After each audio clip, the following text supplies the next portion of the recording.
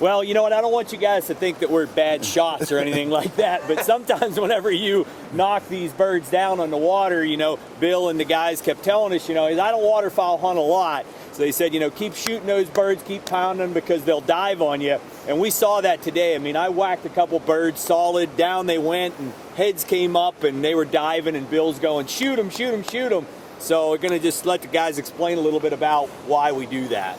Well, one of the most important things is out on the lake here is getting the birds, retrieving the birds, and getting them as soon as we can, because with the wind, you can see with the wind, they just blow them out in a hurry. So the key to this is to stand to the rail in the boat, and when you got the birds is to aim right as the body hits or touches the water, and then the shot will shoot through it.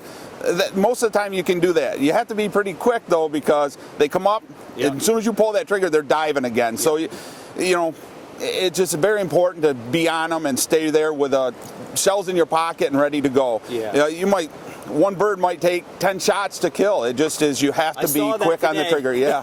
Well, today. The profile of that bird, if you look at that bird, a bufflehead here, for instance, and this is oversized. Right. So a real bufflehead is a little bit smaller than this even. So there's not a lot of profile there. So now if he's even in a 3-inch or 4-inch chop, I mean, he's there and then he's not there. He's there and then he's not there. And then they're sitting in the low in the water, you know. The head, you just shoot right over. Well, that's the thing, and that's the mistake most people make, Frank. We see that all the time in the service. They aim for the head, and what you really want to do is sight down, like Frank said, the rib of that gun.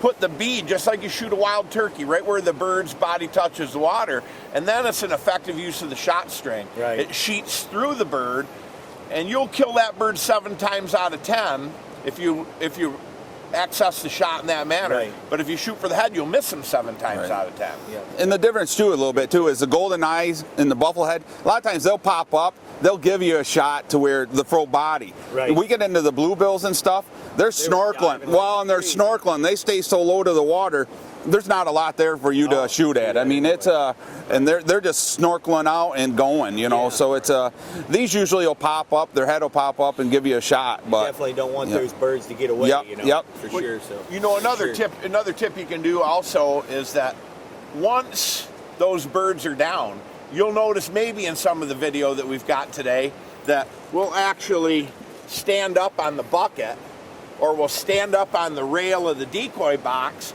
and that's to get a little bit more height, so we got a little better angle on that bird. Right. When you're shooting flat across the water, it's hard to get the shot string to the bird, but if you can raise up a little bit more, get more BB penetration right on target, then you got a better chance of killing that bird.